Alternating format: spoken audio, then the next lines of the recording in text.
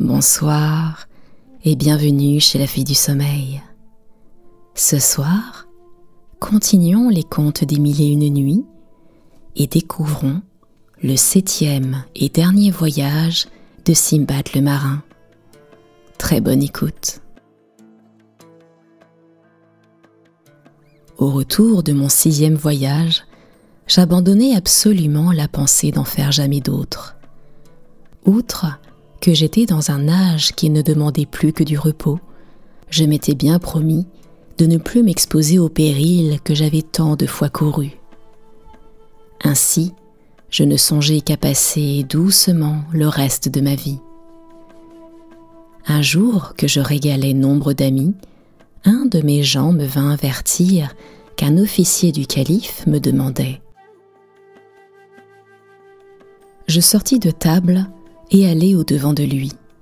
« Le calife, me dit-il, m'a chargé de venir vous dire qu'il veut vous parler. » Je suivis au palais l'officier qui me présenta à ce prince, que je saluai en me prosternant à ses pieds. « Simbad, me dit-il, j'ai besoin de vous. Il faut que vous me rendiez un service, que vous alliez porter ma réponse et mes présents au roi de Serendib. Il est juste que je lui rende la civilité qu'il m'a faite. » Le commandement du calife fut un coup de foudre pour moi. « Commandeur des croyants, lui dis-je, je suis prêt à exécuter tout ce que m'ordonnera votre majesté.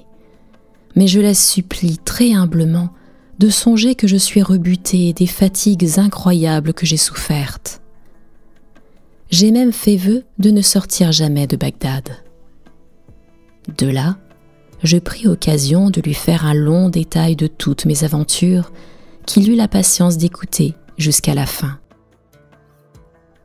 Dès que j'eus cessé de parler, « J'avoue, dit-il, que voilà des événements bien extraordinaires. Mais pourquoi il ne faut pas qu'il vous empêche de faire pour l'amour de moi le voyage que je vous propose? Il ne s'agit que d'aller à l'île de Serendib, vous acquitter de la commission que je vous donne. Après cela, il vous sera libre de vous en revenir. Mais il faut y aller, car vous voyez bien qu'il ne serait pas de la bienséance et de ma dignité d'être redevable au roi de cette île. »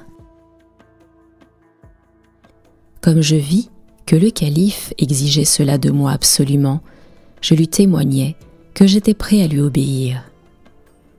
Il en eut beaucoup de joie et me fit donner 1000 sequins pour les frais de mon voyage. Je me préparai en peu de jours à mon départ, et sitôt qu'on m'eut livré les présents du calife avec une lettre de sa propre main, je partis et pris la route de Balsora où je m'embarquai. Ma navigation fut très heureuse. J'arrivai à l'île de Serendib. Là, j'exposai au ministre la commission dont j'étais chargé et les priai de me donner audience incessamment. Ils n'y manquèrent pas. On me conduisit au palais avec honneur. J'y saluai le roi en me prosternant selon la coutume. Ce prince me reconnut d'abord et me témoigna une joie toute particulière de me revoir. « Ah, Simbad, me dit-il, soyez le bienvenu. Je vous jure que j'ai songé à vous très souvent depuis votre départ. Je bénis ce jour, puisque nous nous voyons encore une fois. » Je lui fis mon compliment, et après l'avoir remercié de la bonté qu'il avait fait pour moi, je lui présentai la lettre et le présent du calife, qu'il reçut avec toutes les marques d'une grande satisfaction. Le calife lui envoyait un lit de drap d'or estimé à 1000 sequins, 50 robes d'une très riche étoffe, 100 autres de toile blanche, la plus fine du Caire, de Suez, de Cufa et d'Alexandrie. Un autre lit cramoisi, et un autre encore d'une autre façon. Un vase d'agate plus large que profond, épais d'un doigt et ouvert d'un demi-pied, dont le fond représentait en bas-relief un homme, un genou à terre, qui tenait un arc avec une flèche, prêt à tirer contre un lion. Il lui envoyait enfin une riche table que l'on croyait, par tradition, venir du grand Salomon. La lettre du calife était conçue en ces termes. Salut, au nom du souverain guide du droit chemin, au puissant et heureux sultan, de la part d'Abdallah Haroun al-Rachid, que Dieu a placé dans le lieu d'honneur après ses ancêtres d'heureuse mémoire. Nous avons reçu votre lettre avec joie, et nous vous envoyons celle-ci, émanée du conseil de notre porte, le jardin des esprits supérieurs. Nous espérons qu'en jetant les yeux dessus, vous connaîtrez notre bonne intention et que vous l'aurez pour agréable. Adieu. Le roi de Serendib eut un grand plaisir de voir que le calife répondait à l'amitié qu'il lui avait témoignée. Peu de temps après cette audience, je sollicitai celle de mon congé, que je n'eus pas de peine à obtenir. Je l'obtins enfin, et le roi, en me congédiant, me fit un présent très considérable. Je me rembarquai aussitôt dans le dessein de m'en retourner à Bagdad. Mais je n'eus pas le bonheur d'y arriver comme je l'espérais, et Dieu en disposa autrement. 3 ou 4 jours après notre départ, nous fûmes attaqués par des corsaires qui eurent d'autant moins de peine à s'emparer de notre vaisseau qu'on n'y était nullement en état de se défendre. Quelques personnes de l'équipage voulurent faire résistance, mais il leur en coûta la vie. Pour moi, et tous ceux qui eurent la prudence de ne pas s'opposer au dessein des corsaires, nous fûmes faits esclaves. Le jour qui paraissait imposa silence à Scheherazade. Le lendemain, elle reprit la suite de cette histoire. 89e nuit. Sire, dit-elle au sultan des Indes, Simbad continuant de raconter les aventures de son dernier voyage. Après que les corsaires, poursuivit-il, nous eurent tous dépouillés et qu'ils nous eurent donné de méchants habits au lieu des nôtres, ils nous emmenèrent dans une grande île fort éloignée où ils nous vendirent. Je tombai entre les mains d'un riche marchand qui m'eut pas plutôt acheté qu'il me mena chez lui, où il me fit bien manger et habiller proprement en esclave. Quelques jours après, comme il ne s'était pas encore bien informé qui j'étais, il me demanda si je ne savais pas quelque métier. Je lui répondis, sans me faire mieux connaître, que je n'étais pas un artisan, mais un marchand de profession, et que les corsaires qui m'avaient vendu m'avaient enlevé tout ce que j'avais. « Mais dites-moi, reprit-il, si vous ne pourriez pas tirer de l'arc ?» Je lui repartis que c'était un des exercices de ma jeunesse et que je ne l'avais pas oublié depuis. Alors, il me donna un arc et des flèches, et, m'ayant fait monter derrière lui sur un éléphant, il me mena dans une forêt éloignée de la ville de quelques heures de chemin et dont l'étendue était très vaste. Nous y entrâmes fort avant et, lorsqu'il jugea à propos de s'arrêter, il me fit descendre. Ensuite, me montrant un grand arbre. « Montez sur cet arbre, me dit-il, et tirez sur les éléphants que vous verrez passer, car il y en a une quantité prodigieuse dans cette forêt. S'il en tombe quelqu'un, venez m'en donner avis. » Après m'avoir dit cela, il me laissa des vivres, reprit le chemin de la ville, et je demeurai sur l'arbre, à l'affût pendant toute la nuit. Je n'en aperçus aucun pendant tout ce temps-là, mais le lendemain, d'abord que le soleil fut levé, j'en vis paraître un grand nombre. Je tirai dessus plusieurs flèches, et enfin, il en tomba un par terre. Les autres se retirèrent aussitôt et me laissèrent la liberté d'aller avertir mon patron de la chasse que je venais de faire. En faveur de cette nouvelle, il me régala d'un bon repas, loua mon adresse et me caressa fort. Puis, nous allâmes ensemble à la forêt où nous creusâmes une fosse dans laquelle nous enterrâmes l'éléphant que j'avais tué. Mon patron se proposait de revenir lorsque l'animal serait pourri et d'enlever les dents pour en faire commerce. Je continuai cette chasse pendant 2 mois, et il ne se passait pas de jour où je ne tuasse un éléphant. Je ne me mettais pas toujours à l'affût sur un même arbre. Je me plaçais tantôt sur l'un et tantôt sur l'autre. Un matin, que j'attendais l'arrivée des éléphants, je m'aperçus avec un extrême étonnement qu'au lieu de passer devant moi en traversant la forêt comme à l'ordinaire, ils s'arrêtèrent et vinrent à moi avec un horrible bruit et en si grand nombre que la terre en était couverte et tremblait sous leurs pas. Ils s'approchèrent de l'arbre où j'étais monté et l'environnèrent tous, la trompe étendue et les yeux attachés sur moi.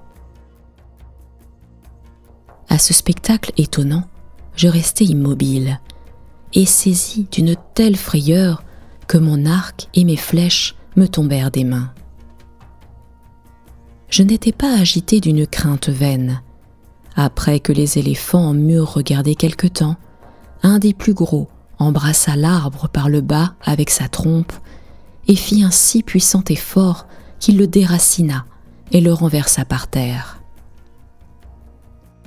Je tombai avec l'arbre, mais l'animal me prit avec sa trompe et me chargea sur son dos, où je m'assis plus mort que vif, avec le carquois attaché à mes épaules. Il se mit ensuite à la tête de tous les autres qui le suivaient en troupe et me porta jusqu'à un endroit où, m'ayant posé à terre, il se retira avec tous ceux qui l'accompagnaient. Concevez, s'il est possible, l'état où j'étais. Je croyais plutôt dormir que veiller. Enfin, après avoir été quelque temps étendu sur la place, ne voyant plus d'éléphants, je me levai et je remarquai que j'étais sur une colline assez longue et assez large, toute couverte d'ossements et de dents d'éléphants. Je vous avoue que cet objet me fit faire une infinité de réflexions. J'admirais l'instinct de ces animaux. Je ne doutais point que ce ne fût leur cimetière et qu'ils ne m'y eussent apporté exprès pour me l'enseigner afin que je cessasse de les persécuter, puisque je le faisais dans la vue seule d'avoir leurs dents. Je ne m'arrêtai pas sur la colline, je tournai mes pas vers la ville, et après avoir marché un jour et une nuit, j'arrivai chez mon patron. Je ne rencontrai aucun éléphant sur ma route, ce qui me fit connaître qu'il s'était éloigné plus avant dans la forêt pour laisser la liberté d'aller sans obstacle à la colline. Dès que mon patron m'aperçut, « Ah, pauvre Simbad, me dit-il, j'étais dans une grande peine de savoir ce que tu pouvais être devenu.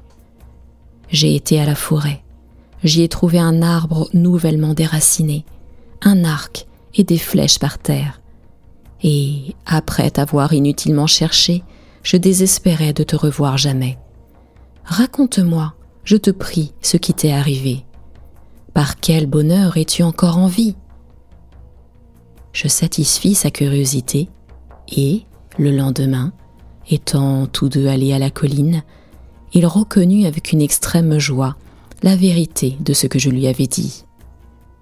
Nous chargeâmes l'éléphant sur lequel nous étions venus de tout ce que pouvait porter dedans, et, lorsque nous fûmes de retour, « Mon frère, me dit-il, car je ne veux plus vous traiter en esclave après le plaisir que vous venez de me faire par une découverte qui va m'enrichir. Dieu vous comble de toutes sortes de biens et de prospérité. Je déclare devant lui que je vous donne la liberté. Je vous avais dissimulé ce que vous allez entendre. les éléphants de notre forêt nous font périr chaque année une infinité d'esclaves que nous envoyons chercher de l'ivoire. Quelques conseils que nous leur donnions, ils perdent tôt ou tard la vie par les ruses de ces animaux. Dieu vous a délivré de leur furie et n'a fait cette grâce qu'à vous seul. C'est une marque qu'il vous chérit et qu'il a besoin de vous dans le monde pour le bien que vous devez y faire. Vous me procurez un avantage incroyable. Nous n'avons pu avoir d'ivoire jusqu'à présent qu'en exposant la vie de nos esclaves. Et voilà toute notre ville enrichie par votre moyen. Ne croyez pas que je prétende vous avoir assez récompensé par la liberté que vous venez de recevoir. Je veux ajouter à ce don des biens considérables. Je pourrais engager toute la ville à faire votre fortune, mais c'est une gloire que je veux avoir pour moi seul. À ce discours obligeant, je répondis : Patron, Dieu vous conserve. La liberté que vous m'accordez suffit pour vous acquitter envers moi et pour toute récompense du service que j'ai eu le bonheur de vous rendre à vous et à votre ville. Je ne vous demande que la permission de retourner en mon pays. Eh bien, répliqua-t-il, le Monçon vous amènera bientôt des navires qui viendront chargés de l'ivoire. Je vous renverrai alors et vous donnerai de quoi vous conduire chez vous. Je le remerciai de nouveau de la liberté qu'il venait de me donner et des bonnes intentions qu'il avait pour moi. Je demeurai chez lui en attendant le Monçon, et pendant ce temps-là, nous fîmes tant de voyages à la colline que nous remplîmes ses magasins d'ivoire. Tous les marchands de la ville qui en négociaient firent la même chose, car cela ne leur fut pas longtemps caché. À ces paroles, Scheherazade, apercevant la pointe du jour, cessa de poursuivre son discours. Elle le reprit la nuit suivante et dit au sultan des Indes. 90e nuit. Sire, Simbad, continuant le récit de son 7e voyage. Les navires, dit-il, arrivèrent enfin, et mon patron, ayant choisi lui-même celui sur lequel je devais m'embarquer, le chargea d'ivoire à demi pour mon compte. Il n'oublia pas d'y faire mettre aussi des provisions en abondance pour mon passage, et, de plus, il m'obligea d'accepter les régals de grand prix des curiosités du pays. Après que je l'eus remercié autant qu'il me fut possible de tous les bienfaits que j'avais reçus de lui, je m'embarquai. Nous mîmes la voile, et comme l'aventure qui m'avait procuré la liberté était fort extraordinaire, j'en avais toujours l'esprit occupé. Nous nous arrêtâmes dans quelque île pour y prendre des rafraîchissements. Notre vaisseau, étant parti d'un port de terre ferme des Indes, nous y allâmes aborder, et là, pour éviter les dangers de la mer jusqu'à Balsora, je fis débarquer l'ivoire qui m'appartenait, résolu de continuer mon voyage par terre. Je tirai de mon ivoire une grosse somme d'argent. J'en achetai plusieurs choses rares pour en faire des présents, et quand mon équipage fut prêt, je me joignis à une grosse caravane de marchands. Je demeurai longtemps en chemin, et je souffris beaucoup, mais je souffrais avec patience, en faisant réflexion que je n'avais plus à craindre ni les tempêtes, ni les corsaires, ni les serpents, ni tous les autres périls que j'avais courus. Toutes ces fatigues finirent enfin. J'arrivai heureusement à Bagdad. J'allai d'abord me présenter au calife et lui rendre compte de mon ambassade. Ce prince me dit que la longueur de mon voyage lui avait causé de l'inquiétude, mais qu'il avait pourtant toujours espéré que Dieu ne m'abandonnerait point. Quand je lui appris l'aventure des éléphants, il en parut fort surpris, et il aurait refusé d'y ajouter foi si ma sincérité ne lui eût pas été connue. il trouva cette histoire et les autres que je lui racontais si curieuses qu'il chargea un de ses secrétaires de les écrire en caractères d'or pour être conservés dans son trésor. Je me retirai, très content de l'honneur et des présents qu'il me fit, puis je me donnai tout entier à ma famille, à mes parents et à mes amis. Ce fut ainsi que Simbad acheva le récit de son 7e et dernier voyage.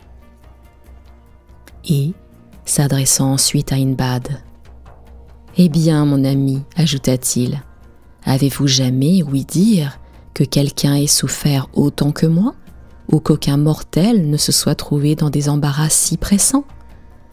N'est-il pas juste qu'après tant de travaux, je jouisse d'une vie agréable et tranquille ?» Comme il achevait ces mots, Hindbad s'approcha de lui et dit en lui baisant la main, « Il faut avouer, Seigneur, que vous avez essuyé d'effroyables périls. Mes peines ne sont pas comparables aux vôtres. Si elles m'affligent dans le temps que je les souffre, je m'en console par le petit profit que j'en tire. Vous méritez non seulement une vie tranquille, vous êtes digne encore de tous les biens que vous possédez, puisque vous en faites un si bon usage et que vous êtes si généreux. Continuez donc de vivre dans la joie jusqu'à l'heure de votre mort. » Simbad lui fit donner encore 100 sequins, le reçut au nombre de ses amis, lui dit de quitter sa profession de porteur et de continuer de venir manger chez lui, qu'il aurait lieu de se souvenir toute sa vie de Simbad le marin. Scheherazade, voyant qu'il n'était pas encore jour, continua de parler et commença une autre histoire.